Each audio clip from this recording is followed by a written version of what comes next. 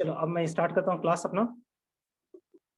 मेरा जो क्लास हम लोगों ने लास्ट क्लास हम लोग स्टार्ट किए हुए थे, we have studied the engine auxiliaries. तो हम लोगों ने उस कल का क्लास को एक बार रिवाइज कर लेते हैं, what we have done the in last class. ये मेरा क्लास का मुझे लगता है मैंने गूगल क्लासरूम से ओपन ही किया।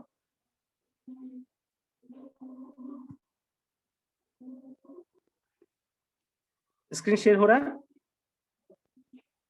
Yes sir. ओके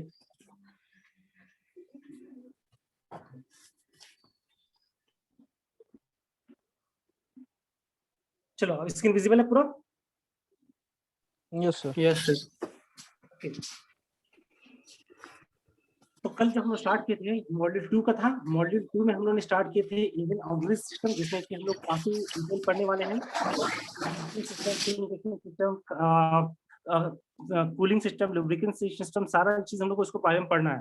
तो हम लोगों ने स्टार्ट पहले किए थे इग्निशन सिस्टम से।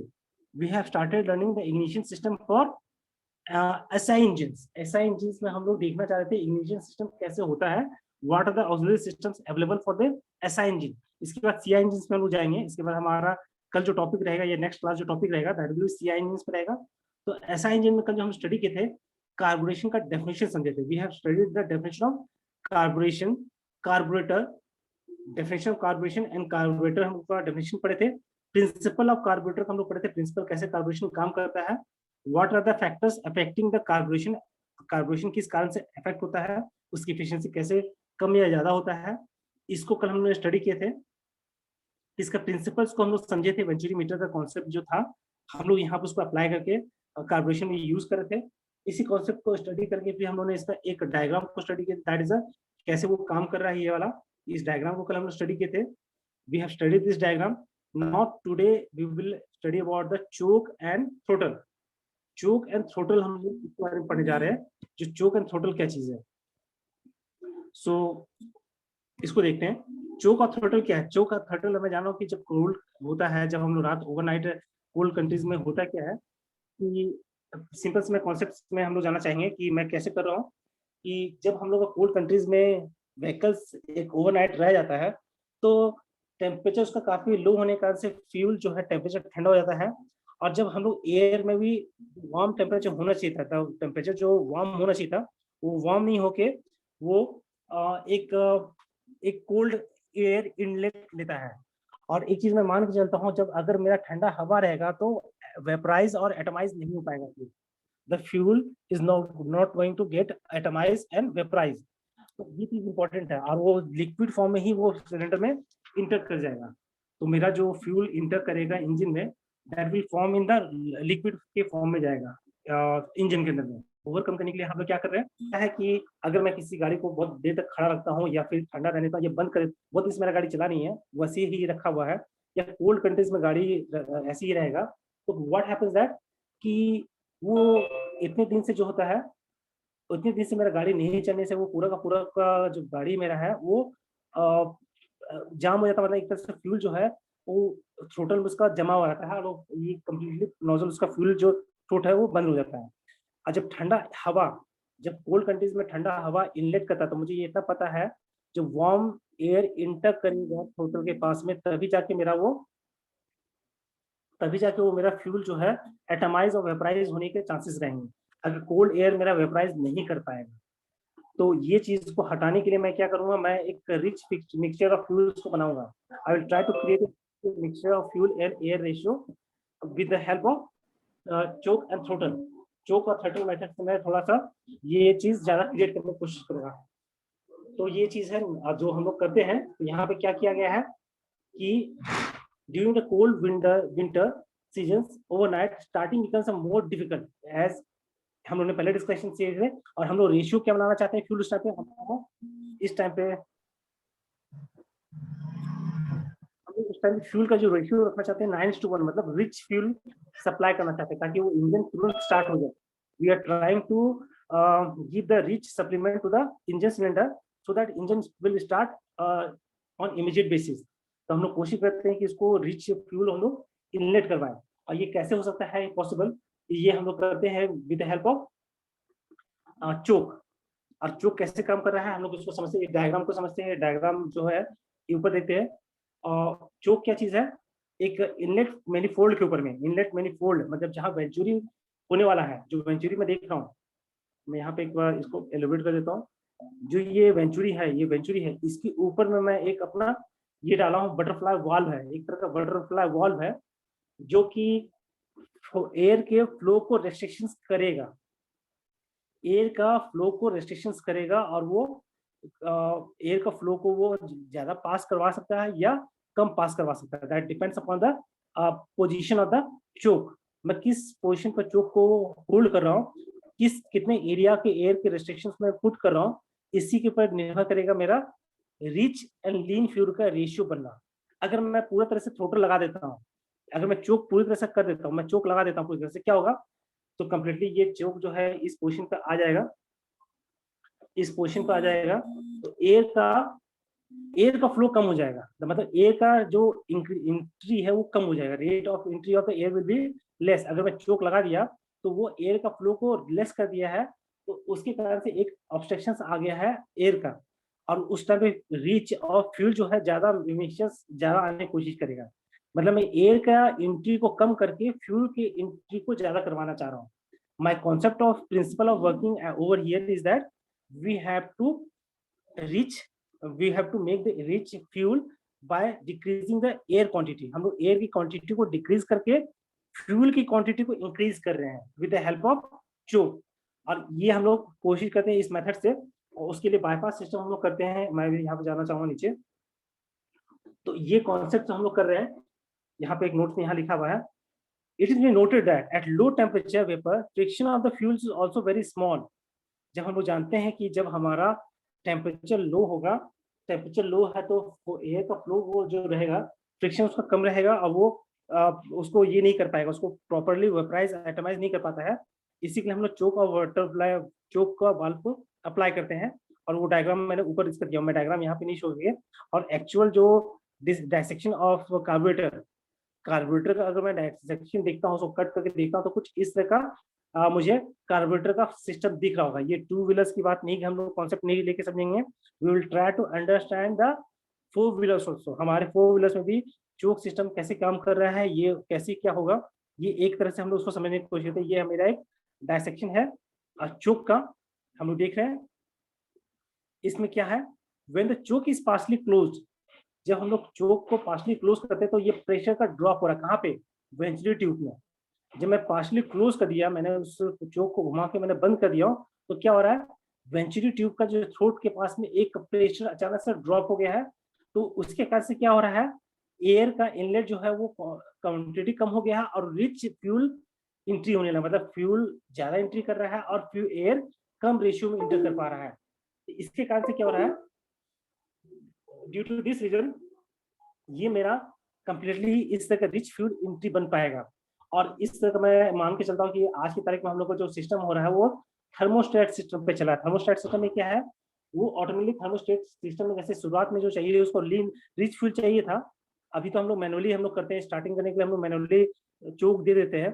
बट इन सब automatic system what is happening that कि शुरुआत में चोक अपने आप ले लेगा, वो चोक लेने के बाद में थर्मोस्टेट जैसे टेम्परेचर उसका राइज होगा, इंजन का टेम्परेचर राइज होगा, एयर का जो उसका इनलेट टेम्परेचर होना चाहिए, एयर का जो इनलेट टेम्परेचर है उसको वो स्टडी कर लेता है कितना टेम्परेचर पे इनलेट कर रहा है, और अभी इंजन का टेम्परेचर कितना रीच हो चुका है।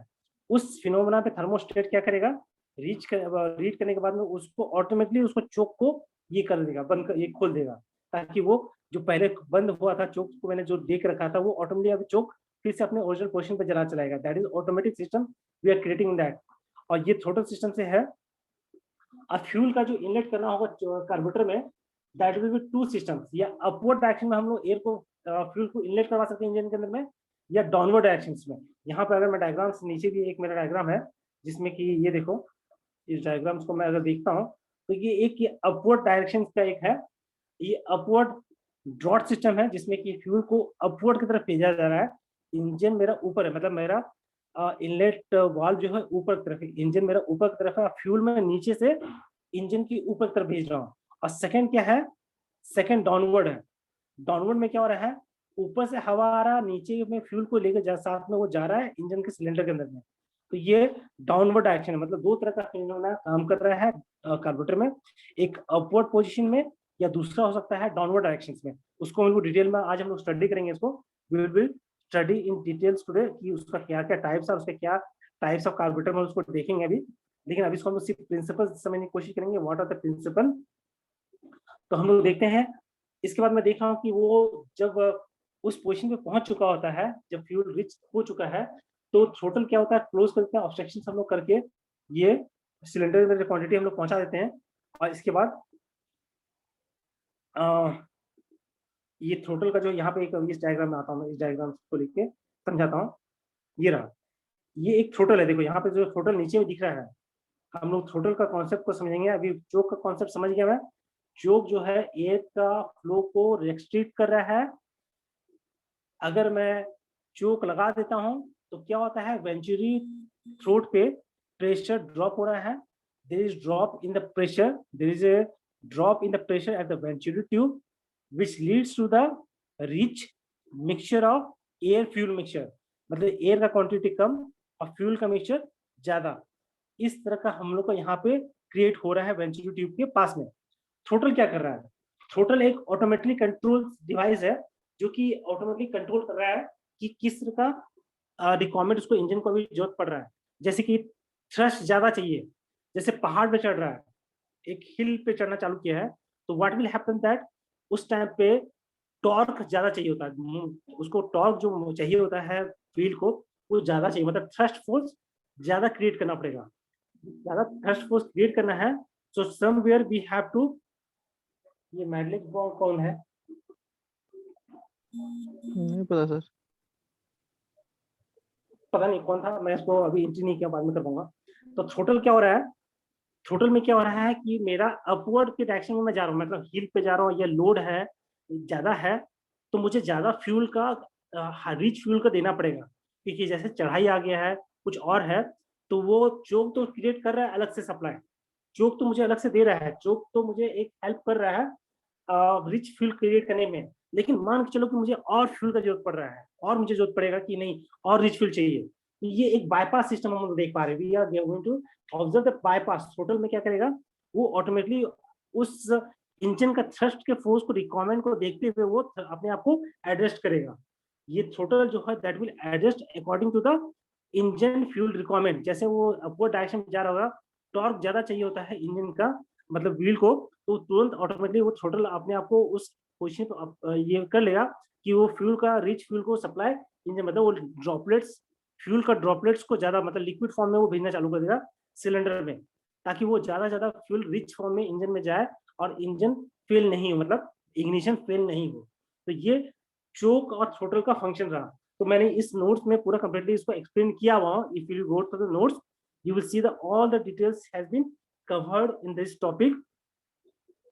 I have tried to cover the all the topics जो related होना चाहिए एक एग्जामिनेशन के नोट्स के लिए। इसको एक बार तुम चेक करो। अब मैं इसको एक बार रीड आउट भी कर देता हूँ। Hello sir. मेन इंपॉर्टेंट है हमारा कॉन्सेप्ट को, प्रिंसिपल का समझना। यहाँ पे मैं बोल रहा हूँ। हेलो सर, तो बाबुल वेटिंग रूम में से मैसेज कर उसको इन कर लीजिए सर। कौन? बाबुल सहानी। अच्छा, बाबुल सानी का नाम है मैडलिस्ट बॉन्ग वीडियो। पता नहीं सही बोरा प्रॉब्लम कर रहा, जो उसने नहीं किया था मतलब बड़ा बिजनेस वाला, उस दिन साइन इन करने बोला था, तो लगता है इससे ही अपना जीमेल बनाया होगा, तो इसीलिए इसका शो कर रहा है इस टाइप से। साइन इन वही करना बोला, पड़ा था उस दिन। मैं देखा मैडलिस्ट कौन है पता नहीं। एक्चुअली हो क्या रहा था बता रहा हूँ, मेटेरियल साइंस में क्लास ले रहा था ना, यस सर। तो दूसरे कॉलेज के बच्चे लोग भी इंटर कर रहे थे उसमें जूम में।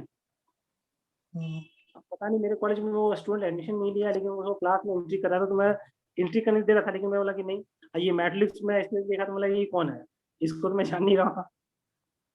ठीक है नहीं तो चलो, बाबुल सहानी मैसेज किया फिर हमको अभी। बाबुल है तो सर कोई सर दिक्कत नहीं, जितना बाबुल अपनी सर सब सर वेकअप चलो। जितना सर इंस्ट्रक्टर एक हाँ सर हाँ सर मतलब बोलता है चौक लेना, तो चौक लेना क्या होता है, ऑफ करना या ऑन करना? ऑफ करना, लेने एयर का का मतलब है कम रिच करना। फ्यूल। एक चीज है सिंपल सा है, we will try to understand. जब मैं बोल रहा हूँ कि चोक लेने के लिए, तो चोक लेने के लिए मतलब मैं रिच फ्यूल के लिए बोल रहा हूँ कि रिच फ्यूल लीजिए आप, उसको आप एयर फ्यूल का मिक्सचर को रेशियो को आप रिच कीजिए, ज्यादा रेट फ्यूल का रेट एयर का क्वांटिटी कम कीजिए, और अपने आप वो रीच हो जाएगा। फ्यूल तो जितना एंट्री कर रहा है वो उतना अच्छा कर ही सर, रहा है।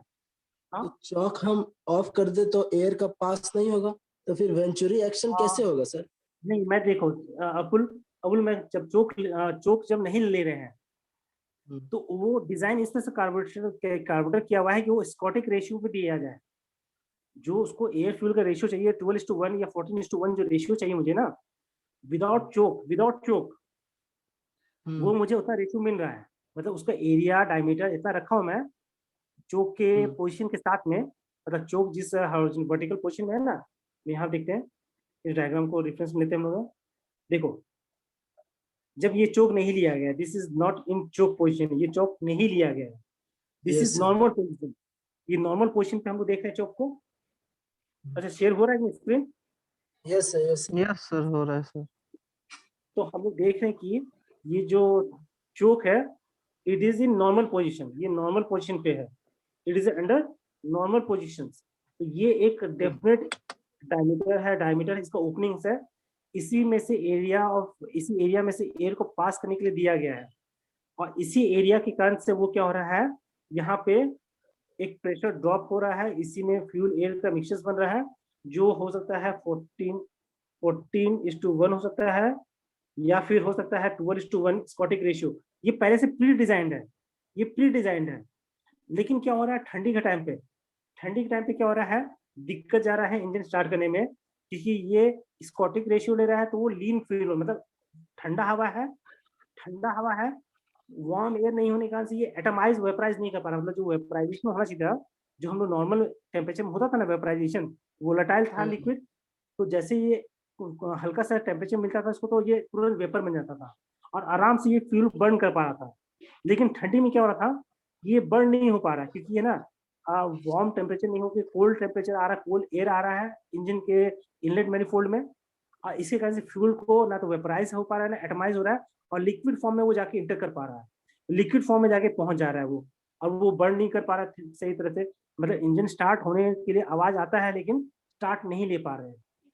तो हम लोगों ने क्या किए, एयर को क्वांटिटी को घटा दिए। एयर चाहिए बर्न होने के लिए, एयर चाहिए मुझे ना, अगर एयर नहीं मिलेगा तो मुझे बर्न नहीं कर पाएंगे हम लोग। तो मैं क्या कर रहा हूँ, मैं एयर की क्वांटिटी को कम करता हूँ थोड़ा सा। मैं यहाँ पे जब चोक लेने की बात करेंगे, व्हेन वी मतलब टॉक पूरा अबाउट नहीं लेते ना सर, द यस पूरा अपुल, थ्रोटल नहीं करते ना? पूरा टोटल नहीं करते उस टाइम, टोटल नहीं, टोटल का कॉन्सेप्ट यहाँ पे अभी नहीं आया है, टोटल कॉन्सेप्ट अभी यहाँ पे नहीं आया है। यहाँ पे हम लोग पढ़ रहे हैं सिर्फ चोक का कॉन्सेप्ट, ठीक है। टोटल कॉन्सेप्ट हम लोग डिस्कस करेंगे अभी तुम्हारा पे, थोड़ी देर में हम लोग उस टॉपिक पे जाएंगे। तो मैं अभी चोक पे डिस्कस करूंगा सिर्फ, ठीक है। तो मैं क्या कर रहा हूँ, जब चोक में लिया तो what I am doing that, मैंने इसको इस पोजिशन में ला दिया। चोक लेने के बाद मैंने इस एयर का एरिया को मैंने रिस्ट्रिक्ट किया, मतलब डायमीटर उसका कम हो गया, मतलब एयर का फ्लो के एरिया को मैंने रिस्ट्रिक्ट किया, एयर का क्वांटिटी को मैंने कम कर दिया। The inlet of air quantity into the venturi tube में जो आने वाला एयर है उसका रेट में कम कर दिया। अब रेट कम होने से क्या हो गया, यहाँ एक प्रेशर ड्रॉप हो गया। अब प्रेशर ड्रॉप होने से क्या हो गया, प्रेशर इस जगह पे at this position the pressure is been decline decrease, और वहां पे डिक्रीज होने से फ्यूल ज्यादा जेट आने लगता है, फ्यूल जो है ज्यादा रेट से आने लगेगा उस वेंचुरी ट्यूब में। और एयर जो है ना, उस प्रेशर कारण से वेलोसिटी इंक्रीज कर जाएगा, प्रेशर ड्रॉप होने के कारण से वेलोसिटी इंक्रीज कर जाएगा और वो रश करेगा सिलेंडर के अंदर में तुरंत। तो चोक में मैंने ये चीज किया, जब मैं चोक ले लिया तो ये फिनोमेना ऑकर होने लगा है। यहाँ पे मैंने रिच फ्यूल को बना के तुरंत को सिलेंडर में देना चालू कर दिया। अब हो सकता है इसमें कुछ एटमाइज हुआ होगा और कुछ इसमें एटमाइज नहीं होकर लिक्विड फॉर्म में चला गया होगा, लेकिन इग्निशन के लिए जितना उसको रिच फ्यूल चाहिए था वो उसको मिल गया। जो स्टार्टिंग के लिए उसको रिच फ्यूल चाहिए था वो हो गया, मतलब इग्निशन जो आग जलने के लिए चाहिए टेम्परेचर, वो उसको हम लोग उसको प्रोवाइड कर चुके हैं इंजन के अंदर में। अब वो स्टार्ट ले सकता है। आज जब मान चलो कि आप थ्रोटल का कॉन्सेप्ट आते हैं, थ्रोटल में क्या कर रहे हैं, what we are doing that, कि मेरा एक साथ इशू ये हो रहा है, जब मैं चढ़ाई कर रहा हूँ, when I am trying to climb on certain hilly areas और सर्टेन विद द लोड, मेरे पास लोड ज्यादा है तो इंजन बंद हो जाता है, इंजन फेल कर जाता है। मैं ये चीज बोलता हूँ, कहीं कहीं वर्ड सुनी मिलता है कि इंजन फेल कर गया, मतलब इंजन फेल नहीं किया, सीज कर जाता है। सीज करना अलग बात है, फेल करना अलग बात है। मतलब कंबशन का इंजन कंबशन बंद हो गया, अचानक से चलते इंजन का कंबशन बंद हो गया, क्यों? क्योंकि उसका लोड इतना ज्यादा था, जो फ्यूल उसको चाहिए था, जो फ्यूल का रिच फ्यूल उसको चाहिए था बर्न होने के लिए, थ्रस्ट चाहिए था, थ्रस्ट क्रिएट करने के लिए जो टॉर्क चाहिए मुझे, जो व्हील पर टॉर्क क्रिएट होने वाला है, जो टॉर्क आने वाला लोड को ले जाने के लिए, वो पिस्टन पे थ्रस्ट नहीं क्रिएट हो रहा है, उस तरह का थ्रस्ट आ ही नहीं रहा है, तो उतना टॉर्क क्रिएट नहीं हो रहा है और वो इंजन का रोटेशन बंद हो जा रहा है, मतलब व्हील का रोटेशन बंद हो जा रहा है। तो मैं लोड ज्यादा लेके चल रहा हूँ, मैं एग्जांपल लाइव एग्जांपल देखने की कोशिश करता हूँ, समझने की कोशिश करता हूँ कि मेरा ट्रक चल रहा है, ट्रक पे लोड ज्यादा है और मैं देख रहा हूँ बहुत धीरे धीरे चल रहा है, बहुत धीरे धीरे चल रहा है। क्यों? उस पर लोडिंग बहुत ज्यादा किया हुआ है।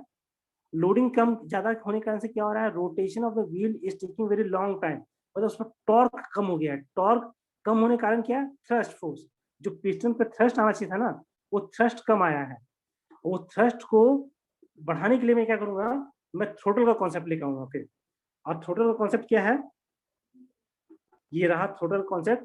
वो ऑटोमेटिकली सेंस करेगा, इट विल सेंस। आज की तारीख में हम लोग ऑटोमेटिकली सेंस करवा देते हैं, जैसे वो थ्रस्ट फोर्स फ्यूल ज्यादा चाहिए होगा, वो रिच फ्यूल को अपने आप ये बाईपास से वो फ्यूल इनलेट करवा देगा, मतलब वो तो एयर फ्यूल मिक्सचर कर ही रहा है, साथ में ये बाईपास से फ्लोटिंग कर, जैसे कि लोड अब मान के नॉर्मल रोड पे आ गए हम लोग हैं, तो अब रिच फ्यूल की जरूरत ही नहीं उसको, तो अब उसको रिच फ्यूल का जरूरत नहीं, तो ऑटोमेटिकली इंजन को थ्रस्ट फोर्स उतना क्रिएट करने की जरूरत नहीं है, मतलब उतना टॉर्क का जनरेट करने का जरूरत नहीं है।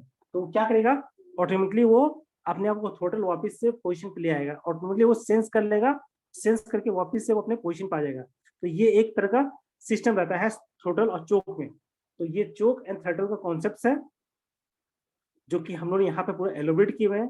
चोक एंड थ्रोटल का कम्प्लीटली यहाँ कॉन्सेप्ट को यहाँ पे डिलीवर कर दिया गया है इस जगह पे।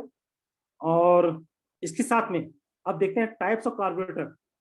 तो अब depends upon the types of carburettor पे हम लोग जब देखते हैं, when we talk about the types of carburettor, तो इसमें अलग अलग तरह का कार्बोरेटर्स है। हम लोग जनरल 3 टाइप का कार्बोरेटर्स को हम लोग अपने सिलेबस के लिए हम लोग रेफर कर रहे हैं, और इट इज एक्चुअली मैंने 4 इंक्लूड कर दिया, चारों मैंने लिख दिया, बट जनरली 3 टाइप का ही कार्बोरेटर्स हमारे एप्लीकेशंस में ज्यादा यूज है। एक है अपवर्ड की तरफ, एक डाउनवर्ड की तरफ, और एक वैक्यूम कार्बोरेटर। तो हम लोग तीनों कार्बोरेटर को समझने की कोशिश करते हैं क्या क्या है। तो हम लोग जानते हैं कि कार्बोरेटर जो है वो डायरेक्शन ऑफ एयर के फ्लो पे डिपेंड करता है, किस डायरेक्शन में एयर का फ्लो करवा रहे हैं उसके पे डिपेंड करेगा। तो मैं देखता हूँ यहाँ पे, ये रहा, ये 3 तरह का कार्बोरेटर्स में देख रहा हूँ। पहले मैं अपवर्ड वाला देखता हूँ, ये रहा अपवर्ड, ये रहा अपवर्ड डायरेक्शन देख रहे हैं। ये मैं देख रहा हूँ क्या, मेरे पास फ्यूल टैंक्स है, फ्यूल टैंक्स के साथ मैं फ्यूल को जो है, फ्यूल का स्प्रे किस साइड कर रहा हूँ, मेरा एयर जो है अपवर्ड साइड से नीचे से अपवर्ड जा रहा है। मतलब मेरा इंजन यहाँ पे है, मेरा इंजन जो है यहाँ पे है, इंजन जो है यहाँ पे है, मतलब इनलेट वाल्व जो है इंजन का ऊपर तरफ है। और एक सेकंड में डाउनवर्ड की तरफ जाता हूँ तो मुझे किस तरह का बढ़िया रहेगा, अपवर्ड वाले में अच्छा है कि डाउनवर्ड वाले में अच्छा है, ये बताओ। क्योंकि मुझे पता है कि एयर के फ्लो के डायरेक्शन के साथ में अगर फ्यूल को स्प्रे कर रहा हूँ, अगर मान के चलो कि मेरा एयर फ्लो डाउनवर्ड कर रहा है और उसी डायरेक्शन में मैं फ्यूल करता हूँ, तो मेरा आसानी से मैं फ्यूल का मुझे रेजिस्टेंस नहीं मिलने वाला है, मुझे रेजिस्टेंस नहीं मिलने वाला, कहीं ऑब्स्ट्रक्शन नहीं मिलने वाला। तुम ऊपर की तरफ एयर को फेंकोगे तो हो सकता है कुछ रेजिस्टेंस हो, कुछ डिस्टेंस कम हो, वेलोसिटी कम हो जाए। तो यहाँ पे एक उसका डिसएडवांटेज है कि डाउन अपवर्ड में एक डिसएडवांटेज है। यहाँ पे एक वर्ड लिखाऊंगा मैंने यहाँ पे डेफिनेशन में, ग्रेविटेशनल फोर्स भी तो इफेक्ट करेगा सर थोड़ा सा। क्या चीज? ग्रेविटेशनल फोर्स अपवर्ड कितना ज्यादा प्रेशर चाहिए एयर हाँ, का, ग्रेविटेशन उसमें तो फोर्स अपने आप उसको सपोर्ट करेगा। ग्रेविटेशनल फोर्स एक्ट करेगा जो कि उसके फ्लो को ऊपर जाने से थोड़ा सा रेस्ट्रिक्ट करेगा। और वो जो यहाँ पे मैं लिखा हूँ, देखो फर्स्ट टाइप अपवर्ड जो है उसमें क्या हो रहा है, यहाँ पे नोट्स में यहाँ लिखा हूँ, ध्यान देना, यहाँ पे इस वर्ड पे ध्यान देना तुम, we have mention in the note, इस जगह पे देना, in which the air enters at the bottom, bottom पे एयर इंटर कर रहा है and leaves at the top, top पे वो एयर निकल रहा है, और उसी के डायरेक्शन में क्या कर रहे हैं, उसी के अपवर्ड डायरेक्शन की तरफ जो एयर जा रहा है उसी में अपना फ्यूल वेंचुरीमीटर को वहां पे मैं रेस्ट्रिक्शन कर, मतलब प्रेशर ड्रॉप वहीं पे कर दे रहा हूँ। तो प्रेशर ड्रॉप होने से कारण से क्या हो रहा है कि एक फ्रिक्शन क्रिएट करेगा, मतलब फ्यूल जो ऊपर की तरफ जाएगा तो वॉल जो है ना फ्रिक्शन क्रिएट करेगा, और ऊपर जैसे कि मैं 100% फ्यूल को रिलीज किया तो मेरा इंजन के अंदर 70% जा पाया, 30% क्या हो रहा है, we are getting lost due to friction, वो 30% नहीं पहुंच पाया। क्यों? क्योंकि वो फ्रिक्शन के कारण से एयर का जो है उस रेट से उसको पर नहीं ले जा पाया। इसी कारण से थोड़ा सा मेरा वहां तक पहुंच नहीं पाया, तो ये अपवर्ड डायरेक्शन में ये ड्रॉबैक्स होगा। अब वही चीज डाउनवर्ड में क्या होगा, डाउनवर्ड में यहाँ पे देखो नेक्स्ट में लिखा हूँ इज एडॉप्टेड, यहाँ पे क्या हो रहा है, it is placed at level higher than the inlet manifold and follow the downward course, और ये डाउनवर्ड कोर्स को फॉलो करता है, and the fuel does not have to be lifted by the air friction, इसको air friction ऊपर लेके नहीं जाएगा इसको, बल्कि इसको अपने आप वो एयर के साथ फ्लो कर जाएगा, उसको कोई एक्स्ट्रा फोर्स का एक्स्ट्रा वर्क करने की जरूरत नहीं है, विद अलोंग द एयर वो ट्रेवल कर जाएगा, उसको अलग से ले जाने के लिए फोर्स का जरूरत नहीं पड़ रहा है, मुझे ऊपर ले जाने के लिए उसको कुछ एयर का फोर्स का जरूरत पड़ा था, मतलब इनलेट वेलोसिटी इतना होना चाहिए था कि उसको वहां तक पहुंचा सके, लेकिन डाउनवर्ड मुझे कोई एक्स्ट्रा फोर्स देने की जरूरत नहीं पड़ रहा, वो अपने आप उसके एयर के साथ ट्रेवल करते हुए इंजन के इनलेट सिलेंडर के अंदर तक पहुंच जा रहा है, तो ये एक अपवर्ड और डाउनवर्ड कार्बोरेटर का एक खासियत है। और इसके साथ में एक और कार्बोरेटर है जो कि तुम्हारा है constant choke carburettor. Constant choke carburettor में क्या है, there is a pressure difference, depression हम लोग क्रिएट करते हैं एयर फ्यूल का, और इस चीज कांस्टेंट कार्बोरेटर में क्या हो रहा है, air fuel flows areas always maintain constant, air fuel area जो है दोनों का दोनों कांस्टेंट है, मतलब एयर का इनलेट डायमीटर और फ्यूल का जो इनलेट डायमीटर है दोनों का मैं उसका डाया सेम रखा हुआ हूँ, और उसके बीच में प्रेशर डिफरेंस जो है हल्का सा क्रिएट करने की कोशिश करता हूँ, मतलब एयर फ्यूल का जो मतलब वहाँ पे वेंचुरीमीटर के पास जो हम लोगों ने रेस्ट्रिक्शन किए थे एरिया, बस वो एक रेस्ट्रिक्शन वहाँ पे है, लेकिन एयर का इनलेट का डायमीटर और फ्यूल पाइप जो मेरा आने वाला नोजल जो आने वाला है वो दोनों का दोनों डायमीटर सेम है, दोनों मतलब एंट्री का एयर का एंट्री का डायमीटर और फ्यूल का एंट्री का डायमीटर दोनों सेम है, और वेंचुरी ट्यूब जो है वो वैसा ही है, सेम टू सेम है, जैसा वेंचुरीमीटर सभी में था वैसा वेंचुरीमीटर यहाँ भी है। तो इस तरह का अगर मैं यूज कर रहा हूँ कार्बोरेटर तो उसको कहते हैं कांस्टेंट चोक कार्बोरेटर, और इसका एग्जांपल है कांस्टेंट चोक कार्बोरेटर का सोलेक्स एंड जेनिथ कार्बोरेटर्स। तो ये दो तरह का कार्बोरेटर्स है जो कि हमारा कांस्टेंट चोक कार्बोरेटर्स का एग्जांपल्स है। तो we have to somehow we have to remember the both the things कि सोलेक्स और जेनिथ किस तरह का कार्बोरेटर में आता है, तो बोलता हूँ कांस्टेंट चोक कार्बोरेटर, तो याद रखना है सोलेक्स और जेनिथ कार्बोरेटर्स, ये एग्जांपल है किसका, कांस्टेंट चोक कार्बोरेटर। अब कांस्टेंट वैक्यूम कार्बोरेटर क्या चीज है, इसमें हम लोग वैक्यूम को मेंटेन करते हैं, we are trying to maintain the vacuum throughout the demand of the engine, जैसा इंजन के अंदर वैक्यूम है उसको मेंटेन रखना, उतना ही वैक्यूम क्रिएट होना चाहिए, जैसे कि रनिंग बढ़ गया है इंजन का स्ट्रोक लेंथ, स्ट्रोक जो है जो स्ट्रोक पर सेकेंड्स हो रहा है वो बढ़ जाता है, तो लेकिन वो प्रेशर या इसका वैक्यूम पे उसको ज्यादा इफेक्ट नहीं करना चाहिए, वैक्यूम उतना ही मेंटेन रहना चाहिए थ्रू आउट, अगर साइकिल जो है वैक्यूम को मेंटेन करके चलना है, अगर इस तरह का वैक्यूम मैं कार्बोरेटर में मेंटेन कर पाता हूँ तो इस तरह का कार्बोरेटर को हम लोग कहेंगे कांस्टेंट वैक्यूम कार्बोरेटर। इसका एग्जांपल है SU carburetor and Carter carburetors. SU carburetor का है, इसका फुल फॉर्म है सोलेक्स कुछ नाम है, सोलेक्स यूनियन कार्बोरेटर, मतलब ये कंपनी का नाम है, एसयू जो है एक कंपनी का नाम है जो ब्रिटिश कंपनी है, और जैसे बॉश हम लोग बोलते हैं बॉश कंपनी है, बाद में लूकस टीवीएस है, ये सभी कंपनी जो कार्बोरेटर सारी ये सब बनाती है, तो सब कार्बोरेटर्स कंपनी का नाम मुझे याद रखना पड़ेगा कि कुछ कंपनी का नाम बताइए जो कार्बोरेटर्स बनाती है, तो एसयू कार्बोरेटर्स कंपनी है, कार्टर कार्बोरेटर्स है, सोलेक्स का है, जेनिथ का है, ये कंपनीज का नाम है जो कि कार्बोरेटर्स बनाती है, बाद में बॉश है और एक तुम्हारा लूकस टीवीएस है, ये सभी कंपनीज है जो कि बनाती है कार्बोरेटर्स। सो वी शुड बी, जब हम लोग कार्बोरेटर पढ़े तो एप्लीकेशंस इंडस्ट्रीज कहाँ पे है इसके, ये सारा चीज हम लोग नॉलेज रहना चाहिए। और लास्ट आज का टॉपिक रहेगा that is multiple venturi carburettor. इसमें हम लोग क्या कर रहे हैं, इसका कॉन्सेप्ट हम लोग समझने की कोशिश करते हैं। इसका कॉन्सेप्ट इस तरह से मैं डायग्राम बना के बताता हूँ। इसके में एक हम लोग क्या किए हैं, we have created the venturi at different places. हम लोग अलग अलग पोजीशन पे कुछ डिस्टेंस पे हर एक जगह पे एक वेंचुरी क्रिएट करने की कोशिश करते हैं, दैट इज यहाँ पे प्रेशर ड्रॉप करने का कोशिश करते हैं V1, V2, V3 और pressure drop P1, P2, P3, इस तरह का मैं अगर कर रहा हूँ, मतलब एक ही कार्बोरेटर के अंदर में जो मुझे एक सिंगल दिख रहा था वेंचुरी ट्यूब दिख रहा था, अगर इसमें मैं मल्टीपल जगह पे वेंचुरी तैयार कर देता हूँ तो इससे क्या होगा, इसका सोल इफेक्ट तो ये मैं देखूंगा यहाँ पे P है, अगर मैं यहाँ पे P1 बोलता हूँ और यहाँ बोलता हूँ P2, तो मैं लास्ट में यहाँ पे जितना ये समीशन हुआ होगा प्रेशर का उसको हम लोग ले सकते हैं कि ये प्रेशर डिफरेंस जो हो रहा होगा वो हम लोग यहाँ पे जितना वेंचुरीमीटर पे जितना प्रेशर ड्रॉप हुआ इंडिविजुअली प्रेशर ड्रॉप यहाँ हुआ है, इंडिविजुअली यहाँ भी हुआ है, इंडिविजुअली यहाँ भी हुआ है। तो हम लोग उसको जब समीशंस करेंगे, इनका सब समीशंस करेंगे, तो वो सारा प्रेशर ड्रॉप को हम लोग बोल सकते हैं कि ये प्रेशर ड्रॉप हुआ है। तो इस तरह का अगर हम लोग इस तरह का डिजाइन करते हैं, इस तरह का कार्बोरेटर को अगर हम डिजाइन करते हैं, if going to design this type of carburettor, जिसमें कि एक ही कार्बोरेटर के अंदर में डिफरेंट पोजीशंस पे वेंचुरी ट्यूब को अगर माउंट किया जाए, if you are going to place the different venturi tubes at a different position in the जो ट्यूब है इनलेट मैनिफोल्ड में अगर मैं तैयार करता हूँ, इसको हम लोग कहेंगे कि मल्टीपल वेंचुरी कार्बोरेटर। यहाँ पे एक बार पढ़ के देख लो, वी हैव स्टडी दैट कि मल्टीपल वेंचुरी सिस्टम यूजेस है डबल और ट्रिपल वेंचुरी। हम इसमें डबल या ट्रिपल वेंचुरी सिस्टम को यूज कर रहे हैं। The boost of venturi is located concentratedly with the main venturi. जो मेन वेंचुरी जो हमारा है उसके सब्स्टिट्यूट में हम लोग जगह पे लगाते हैं। The discharge edge of the boost venturi is located at the throat of the main venturi. जो मेन वेंचुरी है उसके थ्रोट के पास में हम लोग रखने की कोशिश करते हैं। The boost venturi is positions upstream of the throat of the larger main venturi. जो मेन वेंचुरी है लार्जर वाला, उसके हम लोग अपस्ट्रीम पोजीशन पर उसको पोजीशन पर डालते हैं। Only the fraction of the total air flows through the boost venturi. Now the pressure at the boost venturi exit equal to the pressure of main venturi throat.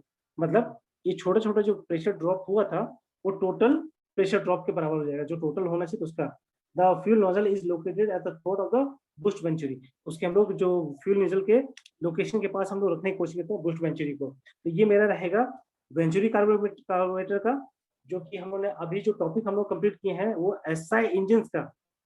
अगर मैं देखूंगा engine auxiliary system में, in engine auxiliary system we have started in the ignition system. Ignition system में, engine auxiliary system में हम लोगों ने ignition system पढ़े। किसका पढ़ रहे थे? अभी हम लोग पढ़े थे injection system of SI engine, और हम लोग नेक्स्ट क्लास में हम लोग पढ़ेंगे सीआई इंजन के लिए, जो कि नोजल्स होते हैं, फ्यूल नोजल्स होगा हमारा। तो इंजेक्शन सिस्टम हम देख रहे थे, फ्यूल इंजेक्शन सिस्टम। अब यही चीज हम लोग सीआई इंजन के साथ देखेंगे। यहाँ पे अगर नोट्स में देखता हूँ, if I am going to see the notes, so in our next class lecture we will going to see the fuel injection system for CI engine. मेरा नेक्स्ट टॉपिक जो रहेगा, नेक्स्ट वीक में जो मेरा class आएगा, उसमें हम लोग fuel injection system of CI engine देखेंगे। एसआई इंजन सिस्टम कंप्लीट हो चुका है, we have completed that. Take the revision of that topic, take some time to revise that topic. हम इसको फिर से एक बार रिवाइज करके देख लेते हैं, जो हमारा इंजन ऑक्सिलरी सिस्टम का, इग्निशन सिस्टम का, उसमें हम लोग एसआई सिस्टम को देख लेते हैं। एसआई सिस्टम को हम लोगों ने स्टडी कर लिया। अब हमारा नेक्स्ट टॉपिक रहेगा सीआई इंजन पे, और सीआई इंजन को हम लोग देखकर समझेंगे और उसको पूरा तरह से ये इसको नेक्स्ट से जो लेक्चर रहेगा उसको हम लोग देख के ये स्टडी करेंगे। इसमें हमारा डिफरेंट है पार्ट्स, थोड़ा सा ये नेक्स्ट थोड़ा सा इसमें ज्यादा जाएगा समय, क्योंकि ये नोट्स, इसके बाकी रिमेनिंग नोट्स जो हैं ये तो इग्निशन सिस्टम तक किया हूँ। अब नेक्स्ट मेरा रहेगा ये फ्यूल का इग्नाइट सिस्टम रहेगा, इग्निशन कैसे होता है, फिर लुब्रिकेटिंग सिस्टम क्या है, कूलिंग सिस्टम क्या है। तो